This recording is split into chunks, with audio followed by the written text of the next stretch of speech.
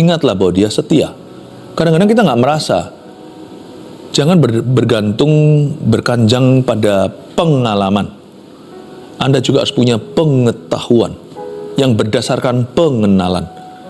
Bahwa Allah setia, Anda rasa atau tidak hari ini.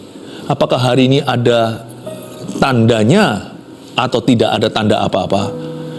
Apapun opini manusia, apapun pengalaman Anda, yang ini tidak bisa berubah sepanjang zaman.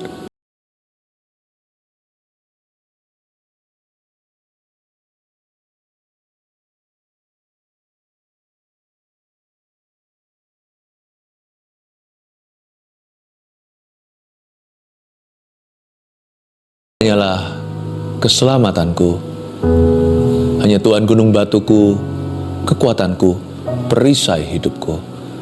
Tuhan, hamba-Mu ingin menyertai setiap keluarga saat teduh bersama yang mungkin sedang dalam kesusahan. Siapa juga yang dalam kedukaan, Tuhan akan hiburkan. Dan setiap orang yang dalam persoalan, Tuhan, hamba berdoa saat teduh bersama ini akan menyertai mereka di dalam hadirat Allah. Mereka nggak sendiri, mereka punya keluarga. Terima kasih Tuhan, berkati keluarga saat teduh, satu-satu Kau buat hidup mereka utuh. Hamba berdoa ya Tuhan, mereka anak-anak-Mu, mereka umat pilihan-Mu. Hamba berdoa supaya setiap keluarga saat teduh, satu persatu ada di tangan-Mu dalam rencana-Mu. Hamba bersyafaat bagi mereka, khususnya mereka yang sedang dirudung kesedihan. Tuhan Yesus beri ketabahan dan kekuatan. Sembunyikan hamba-Mu di balik salib-Mu saat hamba melayani dengan firman. Tuntun Tuhan umat-Mu pada rumput yang hijau, air tenang. Dalam nama Yesus, haleluya. Amin. Amin. Keluarga saat teduh, Anda sudah seperti keluarga kami sendiri. Meskipun mungkin gak berjumpa satu persatu, tapi yang namanya roh itu bisa merasa ya. Saya bisa merasakan dekat dengan Anda. Dan ketika ada yang susah itu kadang-kadang Tuhan kasih alarmnya. Saya bisa turut merasakan, meskipun saya tidak tahu Anda di mana atau susah apa. Saya bisa merasa hari ini beberapa orang dalam kedukaan, beberapa dalam kesulitan. Saya hanya ingin memberi kabar baik di depan. Anda tidak perlu susah terlalu berat. Yesus beserta, kami juga. Anda nggak sendiri. Apa yang Anda alami pencobaan itu biasa. Sebab tidak melebihi kekuatanmu. Semua saudaramu yang lain di seluruh dunia juga mengalami yang sama. Ayo kita saling mendoakan. Dan saya percaya Tuhan memberi kita kekuatan. Saya kasih judul firman yang saya mau bagikan, tempat perlindungan pada waktu kesesakan. Ada hikmat-hikmat yang kita bisa petik hari ini untuk masa susah. Ya, inilah pewahyuan Allah di masa susah. Beberapa di antara kita. Siapa sih nggak pernah susah? Setiap kita pasti pernah. Saya juga. Cuman tergantung cara pandang kita. Waktu kita susah, kita merasa sebagai korban, atau kita tetap bisa bersyukur dalam segala keadaan. Dalam susah pun kita bisa berguna loh. Saya selalu menempatkan diri di posisi itu dalam kehidupan saya. Apapun yang saya alami, biar saya selalu menjadi alat di tangannya. Saya percaya kalau kita punya that kind of outlook, seperti itu cara pandangnya, I think akan berubah nanti outcome-nya. Hasil akhirnya akan berubah. Saya dorong Anda untuk punya hikmat. Mari kita sama-sama belajar hari ini di Mazmur 9 ayat 10-17. Tempat perlindungan pada waktu kesesakan. Saya bacakan. Demikianlah Tuhan adalah tempat perlindungan bagi orang yang terinjak. Tempat perlindungan pada waktu kesesakan. Orang yang mengenal namamu percaya kepadamu. Sebab tidak kau tinggalkan orang yang mencari engkau ya Tuhan. Bermasmurlah bagi Tuhan yang bersemayam di Sion. Beritakanlah perbuatannya di antara bangsa-bangsa. Sebab Dia yang membalas penumpahan darah ingat kepada orang yang tertindas. Teriak mereka, tidaklah dilupakannya. Kasihanilah aku ya Tuhan, lihatlah sengsaraku. Disebabkan oleh orang-orang yang membenci aku, ya Engkau yang mengangkat aku dari pintu gerbang maut. Supaya aku menceritakan segala perbuatanmu yang terpuji, dan bersorak-sorai di pintu gerbang Putri Sion karena keselamatan yang daripadamu. Bangsa-bangsa terbenam dalam pelubang yang dibuatnya, kakinya tertangkap dalam jaring yang dipasangnya sendiri. Tuhan telah memperkenalkan dirinya. Ia menjalankan penghakiman. Orang fasik terjerat dalam perbuatan tangannya sendiri. Higayon, Selah. Tempat perlindungan pada waktu kesesakan, hikmat di masa susah.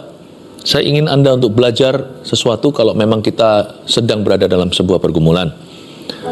Kita lihat dulu ayat 10, demikianlah Tuhan adalah tempat perlindungan bagi orang yang terinjak. Tentunya ada ayat-ayat sebelumnya, totalnya 9. Kita tidak bacakan.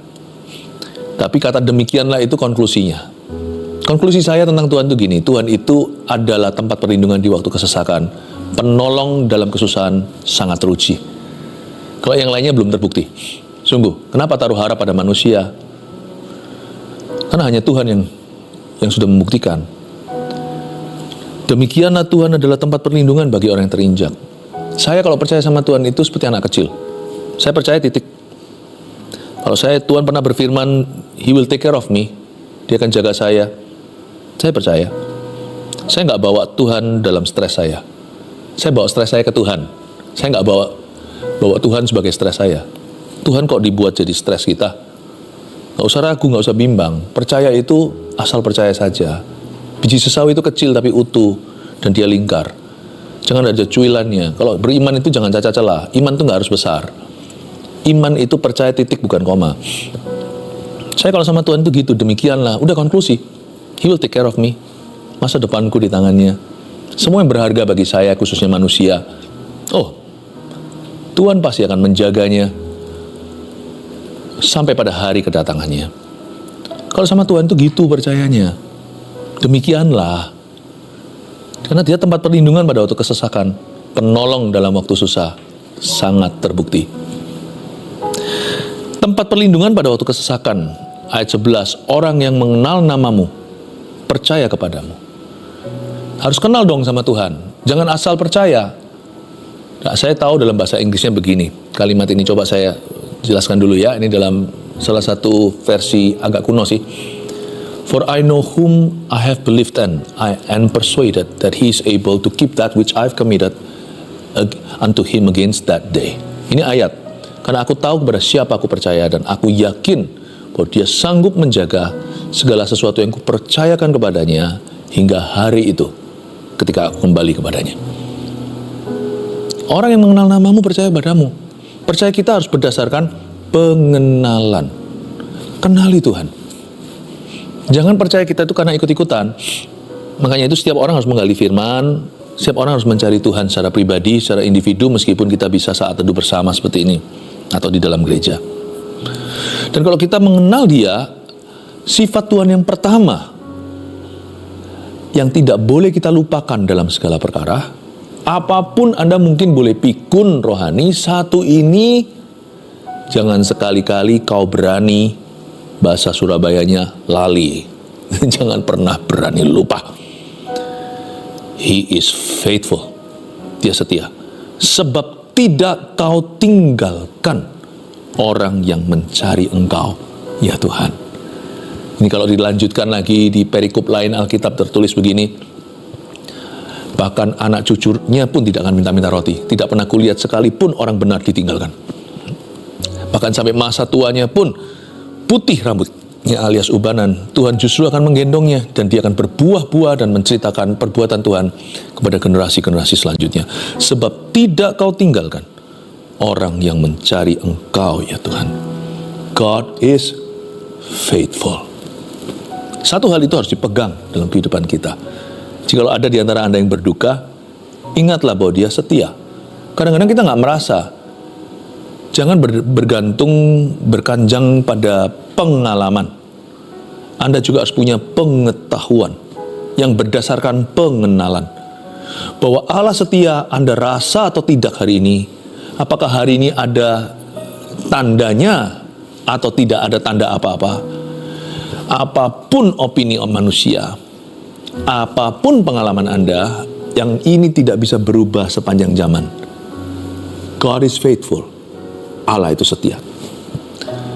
Dan bahkan di ayat lain di Mazmur dituliskan bahwa kesetiaannya itu melampaui langit, lebih tinggi dari the sky, daripada angkasa di atas sana. Satu hal yang tidak bisa batal, yaitu kesetiaan Allah kita. Kalau Anda tahu dia setia, lalu khawatir apa? Lalu takut apa? Kita boleh gelisah, tapi tidak perlu dibawa depresi. Boleh kita gelisah, tapi dilarang putus asa. Bahkan gelisah pun Yesus berkata, jangan kamu gelisah. Percayalah kepada Allah, percayalah juga kepada aku. Kita lihat itu.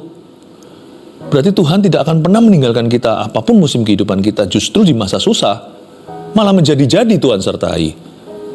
Tuhan gak pernah tinggalkan anak-anaknya di masa kesusahan mereka. Gak mungkin lah ya. Tuhan yang setia itu, waktu kita paling butuh lalu dia angkat tangan. Nggak mungkin. Sekalipun kalau nampaknya dia belum turun tangan atas permasalahan kita, bukan berarti dia angkat tangan. Dia belum turun tangan, bukan berarti dia angkat tangan. Dia belum turun tangan, mungkin waktunya belum tiba. Mungkin cara Tuhan berbeda. Mungkin ada maksud tertentu, maksud ilahi yang kita belum tahu. Tapi jangan sekali-kali kau dan aku percaya bahwa dia berubah setia. Itu setan yang beritahukan. Tengking itu bukan suara Tuhan. Ayat 12, bermasmurlah bagi Tuhan yang bersemayam di Sion. Beritakanlah perbuatannya di antara bangsa-bangsa. Ini Mazmur Daud, by the way. Daud itu mengalami banyak sekali kesulitan dalam hidupnya. Tak sedikit pula dia pun pernah dikhianati oleh rekan-rekan terdekatnya. Belum lagi musuh-musuh yang jauh hendak membunuhnya. Saul contohnya. Wah, Daud ini bolak-balik dia itu mengalami keapesan menurut versi dunia. Masa anaknya sendiri mau membunuhnya? Dan sebagai segala sesuatu, meskipun Daud tidak sempurna, dia juga pernah jatuh dalam dosa dengan Batsheba. Tapi kalau kita lihat overall, dia itu seorang yang berkenan pada Tuhan. Hatinya itu mencari Allah. Dan ini adalah Mazmur Daud. Dimulai dari tadi, dikatakan ayat 10-11, dia itu setia. Tuhan itu tempat perlindungan. Dia juga tempat persembunyian bagi orang yang terinjak dan mereka yang sesak. Lalu tiba-tiba di ayat 12 kok auranya beda ya. Tiba-tiba tonasinya itu berubah. Bermasmurlah bagi Tuhan yang bersemayam di Sion. Beritakanlah perbuatannya di antara bangsa-bangsa. Ini bukan happy, ini joy, ini bukan senang hati, ini sukacita. Ini dari Roh Kudus. Meskipun mungkin suasananya belum ganti. Dia masih berada di dalam musim hidup yang susah. Dan dia sedang dalam bahaya himpitan musuh yang siap untuk menghabisinya. Tapi ayat 12 dia memilih arah hidup yang Tuhan kehendaki. Dia bermasmur bagi Tuhan. Dan dia langsung naik banding kepada Tuhan. Dia berkata, aku tidak akan dijajah oleh keadaan. Apapun kondisiku, 1000 rebah di sisi satu, 10.000 di sisi satunya lagi. Sekalipun habis daging dan batinku, semua habis lenyap. Gunung batuku adalah Tuhan. Langsung dia bermasmur bagi Tuhan yang bersemayam di Sion. Dan dia memberitakan perbuatannya di antara bangsa-bangsa. Daud langsung menyerukan puji-pujian. Ayat 13, sebab dia yang membalas penumpahan darah, ingat kepada orang yang tertindas. Teriak mereka, tidaklah dilupakannya. Daud menyebut-nyebut karakter Allah. Bahwa Allah itu adil, number one. Nomor satu, dia itu adil. Dia membalas penumpahan darah. Tuhan itu nggak tutup mata, see no evil, hear no evil.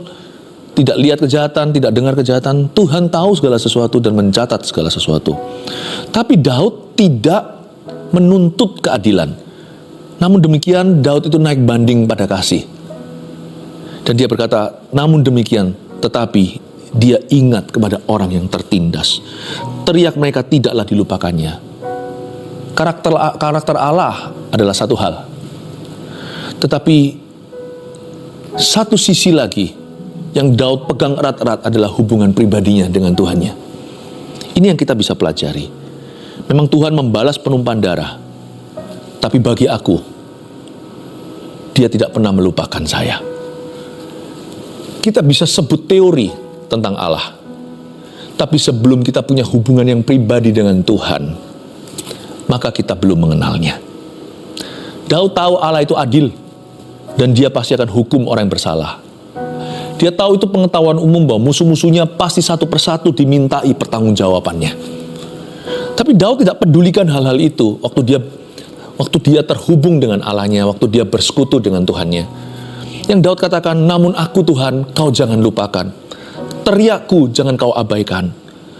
Hari ini aku ditindas oleh musuh. Entah apa yang sesungguhnya terjadi pada Daud, hanya Tuhan yang tahu dalam sejarah, sehingga dia menulis Mazmur 9. Tapi kita tahu Daud dalam masalah, Daud sedang susah, tapi Daud tidak marah. Daud serahkan kepada Allah. Dia menyebut keadilan Tuhan sebagai pengetahuannya.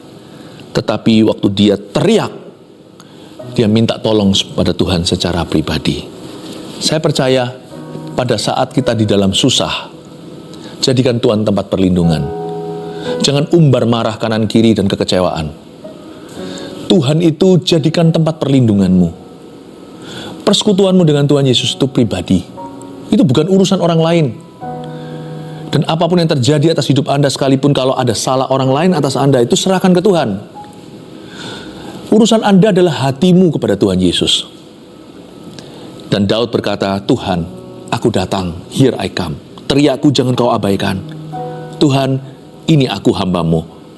Ingatlah kepadaku yang tertindas ini. Apa enggak Tuhan itu jatuh hati sama Daud? Dia enggak urusi yang namanya ranah atau area Tuhan. Dia urusi ranah dan areanya sendiri, yaitu hatinya. Makanya Daud disebut dalam bahasa Inggrisnya a man after God's own heart, seorang yang berkenan hatinya, seorang yang kejar hati Tuhan. Dia sama Tuhan itu kalau terhubung itu hati ke hati, bukan logika ke teori, tapi hati ke hati. Makanya Tuhan itu sangat-sangat gimana gitu sama Daud. Teriak mereka tidak dilupakan. Coba lihat ya bagaimana Daud naik banding ketika dia di dalam kesesakan. Ayat 14. Kasihanilah aku ya Tuhan. Lihatlah sengsaraku. Very personal, you see. Disebabkan oleh orang-orang yang membenci aku, dia tidak lupa apa yang orang lain lakukan kepadanya, tapi cukup disebut sekali-kali, tidak perlu itu melulu. Disebabkan oleh orang-orang yang membenci aku, dia sebut faktanya. Tetapi inti doanya bukan itu. Inti doanya adalah kasihanilah aku ya Tuhan. Look upon my suffering, lihatlah sengsaraku. Ya engkau yang mengangkat aku dari pintu gerbang maut. Dia naik banding pada belas kasihan Allah. Dia tidak main hakim sendiri terhadap sesama manusia atau jump into conclusion, atau dia tidak mengambil konklusi.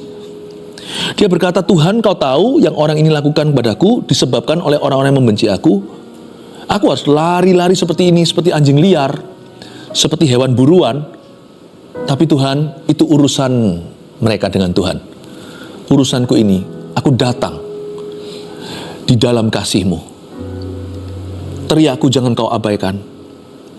Ya Tuhan, dan engkau ingat aku yang tertindas. Ini seruan doanya. Hukumlah mereka, bukan. Tapi kasihanilah saya. Lihatlah sengsaraku Tuhan. Ayat 15, ini motivasi hatinya. Supaya aku menceritakan segala perbuatan-Mu yang terpuji. Bukan supaya musuh-musuhku mati. Jangan dendam kesumat. Apalagi kalau kita sedang dalam kesesakan itu biasanya kita mudah marah, mudah emosi. Lalu kita biasanya selain main hakim sendiri, biasanya lampiaskan amarah kita kepada orang-orang yang tidak bersalah. Dan mulai kita main kambing hitam, tuding-tuding, dan mulai cari-cari siapa yang bisa dipersalahkan, termasuk menyalahkan diri sendiri. That's a poor way of hiding. Itu adalah cara yang terburuk untuk bersembunyi saat di dalam kesesakan. Cara kita itu berlindung pada Tuhan itu bukan begitu. Bukan dengan mengeluh dan menggerutu. Cara kita berlindung pada Tuhan itu adalah dalam kasih dan janji. Saya kasih 2 alamat yang tepat. Mau email Tuhan, ini emailnya. In the name of His love. In the name of His promises. Di dalam nama kasih karunia. Datanglah dan mulai naik bandinglah pada belas kasihannya atas hidupmu. Jangan kita itu tuntut murkanya untuk orang lain, atau selalu melulu pikirannya siapa yang salah dalam hal ini ya. Kenapa sih harus cari kambing hitam? Susah amat jadi domba putih. Datang itu dalam belas kasih. Dan juga datang dalam janji. Cari janji. Terlalu banyak janji Tuhan untuk hidupmu. Janji bunuh untuk musuh itu ada juga. Tapi terlalu sibuk aku melihat janji Tuhan yang indah atas diri saya. Sampai saya harus otak-atik sesuatu yang buruk untuk lawanku. Meskipun kalau kita lihat ayat-ayat itu, percayalah itu firman Tuhan juga.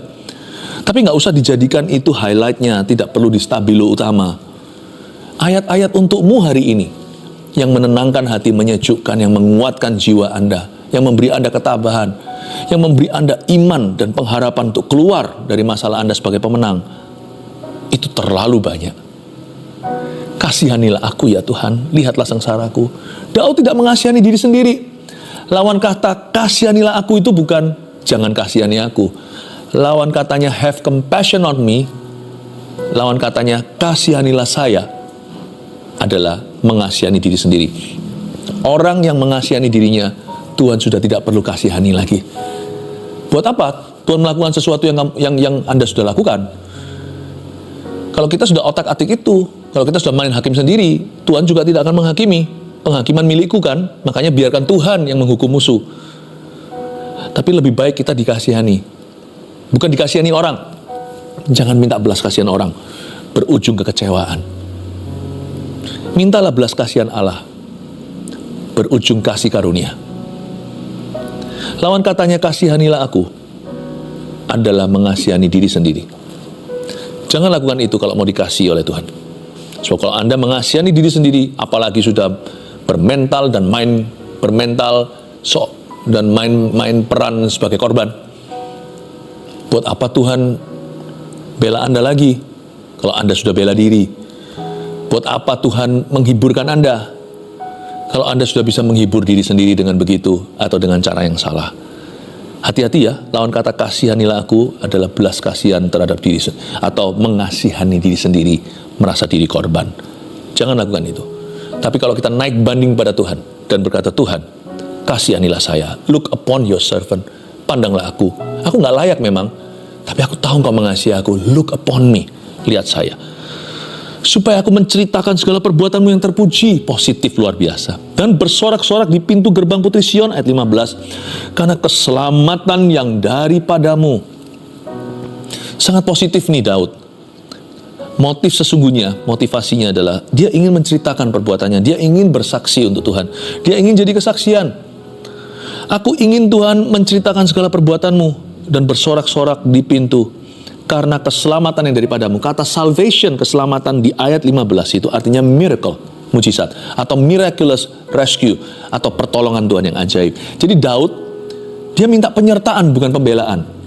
Asal Engkau sertai aku, I don't mind sih, aku gak keberatan diapa-apakan, digini-gitukan oleh musuh, dikata-katai, gak apa-apa. Aku minta penyertaan-Mu, Immanuel, Allah beserta. Dan dalam penyertaan-Mu pasti mujizat terjadi. Dalam penyertaan Tuhan pasti ada miraculous rescue, pertolongan-Mu yang ajaib akan kualami. Aku mau cerita itu sama anak-anakku, aku mau cerita sama teman-temanku, ya. Bukan untuk membuktikan aku benar, mereka salah, tapi dengan tulus hati untuk memuliakan Allah. Dan juga bukan begini ya, kasih aku mujizat, nanti aku akan cerita. No, Daud itu luapkan kerinduannya, aku ingin cerita loh Tuhan, aku ingin cerita. Ini tidak transaksi dengan Tuhan Yesus, tapi ini kerinduan hati yang tulus. Dia berkata, Tuhan, aku tuh kepingin cerita. Apa yang aku alami ini nanti suatu hari akan jadi legenda. Akan sebuah legacy atau warisan yang akan aku berikan dalam kehidupan orang lain yang nanti bergumul hal-hal yang sama atau mirip dengan saya. Aku ingin menjadi jawaban. Aku tahu, sebab aku tahu kok Tuhanku itu baik. Aku tahu, sungguh-sungguh aku yakin Allahku setia. Dan aku yakin sepenuhnya bahwa Tuhanku mampu dan Dia mau. Aku pingin cerita udah gak tahan, tapi kalau aku masih dalam kondisi ini, belum ada materi Tuhan, come and touch me dan jamah aku. Aku ingin bersaksi bagimu. Ini bukan tipe orang yang dengan skeptisnya, dengan sinis dan berkata, apalagi sarkastis. Kalau Tuhan kau sembuhkan, tuding-tuding ke surga, aku akan jadi kesaksian. Kalau Tuhan Yesus beri aku mujizat, aku akan kasih persembahan. Kalau Tuhan bangkitkan aku dari ranjang pesakitanku, aku nanti akan melayanimu. Mungkin dari surga keluar bunyi gini, emang aku butuh. Jangan sampai Tuhan balas sarkasme kita dengan cara demikian dan berkata, emangnya Tuhan butuh semua pelayanan persembahanmu? Tapi ini adalah seruan yang tulus. Lord, I know you're not like what others say. Aku tahu engkau tidak seperti yang orang lain katakan kepadaku waktu aku sedang menderita dan aku lonely sendirian. Aku tahu engkau nggak begitu. Dan nanti suatu hari ketika engkau sudah memberiku kemenangan, aku akan memuliakanmu, supaya kesalahpahaman di dunia diluruskan, dan supaya rekan-rekanku nanti mengalami hal-hal serupa, mereka dikuatkan lewat kesaksian. Mereka juga akan diberi pengharapan lewat kesaksianku. Mulia ya motivasinya ya. Tempat perlindungan dalam pada waktu kesesakan adalah sebuah pengharapan untuk nanti saya akan jadi kesaksian. My test now will be my testimony. Ujian saya, pencobaan, suatu hari akan jadi kesaksian saya. Itu menjadi tempat perlindungan. Tempat perlindungan itu tentunya pada kesetiaan Allah, karakternya kan. Tapi juga pada sebuah pengharapan. Aku tahu nanti aku jadi kesaksian. Kalau orang sakit sembuh, wah kesaksian kesembuhan ilahi itu dahsyat sekali. Tapi orang sakit lalu mati. Hari-hari terakhirnya dia bisa tunjukkan bahwa dia lebih sehat daripada orang yang sehat tidak mati. Sekalipun dia berakhir mati dalam penyakitnya seperti Elisa, tulangnya nanti akan membangkitkan orang. Kesaksiannya akan membuat malu tuh orang-orang yang sehat dan mengeluh, dan yang sakit tapi marah, dan yang sakit namun menyalahkan Allah, lalu kepahitan dan meninggalkan Tuhan. Tulangnya akan mempermalukan orang-orang ini. Pokoknya ada sebuah pengharapan bahwa aku akan mulia dan aku akan memuliakan Allah. Wow, itu tempat perlindungan waktu kesesakan. Ayat 16 dan 17, dengan ini saya selesai. Bangsa-bangsa terbenam dalam pelubang yang dibuatnya, kakinya tertangkap dalam jaring yang dipasangnya sendiri. Ayat 17 super indah. Tuhan telah memperkenalkan dirinya. Justru waktu kita susah, di masa-masa kita sedih, itu adalah kesempatan emas untuk mengenal pribadi Allah lebih lagi. Ia menjalankan penghakiman, orang fasik terjerat dalam perbuatan tangannya sendiri. Higayon, Selah. Higayon, jangan dihapus ini, kata-kata tidak sia-sia. Semua di Alkitab itu semua ada maknanya. Higayon ini artinya goncang, goyang, tergoyahkan, digoncangkan, shaking, trembling, bergetar, karena memikirkan hukuman Tuhan. Tapi lucu, higayon langsung sambungnya Selah. Selah itu tenang, pause, atau berdiam sejenak. Shalom, damai sejahtera. Selah itu artinya quiet peace, ketenangan, damai yang begitu dalam di dalam hati. Kok bisa dari goyang ke tenang, dari digoncangkan menjadi damai sejahtera yang tiada duanya? Kok bisa ya? Inilah yang saya sebut awal mula waktu kita dalam kesesakan, kita pasti goyang. Kadang-kadang kita mereka-reka, belum lagi kalau didakwa oleh setan. Kan iblis Lucifer itu artinya the accuser of the saints, atau pendakwa umat Tuhan. Wah, mulai panah api si jahat. Apakah Tuhan marah sama saya ya? Apakah saya salah? Kalau ada dosa ya cepat bertobatlah. Tapi saya percaya Tuhan terus gak marah-marah. Serahkan ke tangan Tuhan, Tuhan kasih lagi. Tuhan itu selalu maha kasih. Selalu Tuhan itu terbangnya itu dari kasih, dan selalu mendaratnya dikasih lagi. Di tengah-tengah itu kalau Tuhan marah pun itu bukan murka. Itu karena mendisiplin anak-anaknya. Janganlah kau mau dituduh, janganlah mau didakwa. Tuhan begini begitu, itu akan membuatmu higayon, membuatmu jadi gemetar tak perlu. Tuhan menghukum aku. Tidak. Higayon pertama-tama, lalu setelah dia kenal pribadi Allahnya, tenang. Orang yang mengenal namanya percaya kepadanya. Dan orang yang percaya kepadanya, damai sejahtera hatinya. Sebab tidak kau tinggalkan orang yang mencari engkau ya Tuhan, seperti ayat 11 yang kita baca. Orang yang mengenal pribadinya, orang itu pasti percaya kepadanya. Nggak bisa nggak, itu efek sampingnya atau efek langsungnya. Dan orang yang percaya kepadanya, pasti efek sampingnya damai sejahtera tuh hatinya. Nggak usah diminta, pasti tenang tuh orang. Sebab orang yang demikian tahu bahwa dia tidak ditinggalkan. Awal mula mungkin higayon waktu kita masuk pada waktu kesesakan, di masa susah. Tapi nggak mungkin kita itu berakhir di higayon. Setelah higayon, datang Selah kalau kita mengenal Allah. Keluarnya pun kita akan shalom peace. Anda boleh masuk goyang. Waktu kena sesuatu, mungkin divonis dokter. Mungkin Anda mengalami sebuah musibah, wah goncang, nggak keruan. Tapi setelah itu, keluarga Saat Teduh, jalanmu adalah Selah, keluarmu adalah Shalom. 3 poin yang saya berikan kepada Anda seperti luar biasanya. Tempat perlindungan pada waktu kesesakan, ini hikmat-hikmat Allah. 1, Tuhan tidak akan meninggalkan kita di masa susah kita. Catat baik-baik, Tuhan itu S-E-T-I-T-I-A. Tuhan itu setia. Taruh itu di dalam dadamu. Justru waktu masa susah, dia justru semakin setia. Kan harusnya gitu kan? Mana ada orang tua kalau anaknya sehat, dia sama dia, pas sakit ditinggalkan. Orang tua kalau ada pun Tuhan gak akan begitu. 2, lebih baik dikasihani Tuhan daripada menuntut pembalasan. Ini membuat kita berada di kemah pengharapan. Kalau kita terpancing dengan keadaan dan salahkan orang, apalagi kita tuduh-tuduh diri sendiri juga, itu tidak akan mendatangkan sejahtera, dan itu justru meruntuhkan pertahananmu, membuat Anda kurang tabah. Justru bukan tempat perlindungan pada waktu kesesakan. Kalau Anda izinkan, itu tidak jadi tempat perlindungan, tapi jadi tempat kesesakan pada waktu kesesakan. Tempat panik yang bukan dari Tuhan. Lebih baik dikasihi Tuhan daripada menuntut pembalasan. Naik banding dalam nama kasih. Naik banding dalam janji, di dalam nama Yesus. 3, waktu kesesakan adalah peluang untuk mengenal pribadi Tuhan. Focus on His unchanging character. Fokus pada karakter Allah yang tidak berubah. Tuhan Yesus tidak berubah, dahulu, sekarang, dan selama-lamanya. Love you so much, keluarga Saat Teduh. Saya akan selalu mendukungmu, bersama denganmu, untuk melewati semua lembah kelammu. Seperti tidak mau berhenti kalau bisa 1 jam lagi. Tapi kami harus tutup tentunya. Karena itu kami hendak menerima doa. Lewat doa berkat ini, berkat-berkat-mu. Jemaat terkasih, angkat tangan. Terima berkat dari Allah Bapa, Putra, Roh Kudus. Bagimu yang happy, bagimu yang sedih, Tuhanmu tidak berubah. Bawalah damai sejahtera selama-lamanya. Dalam nama Yesus, amin.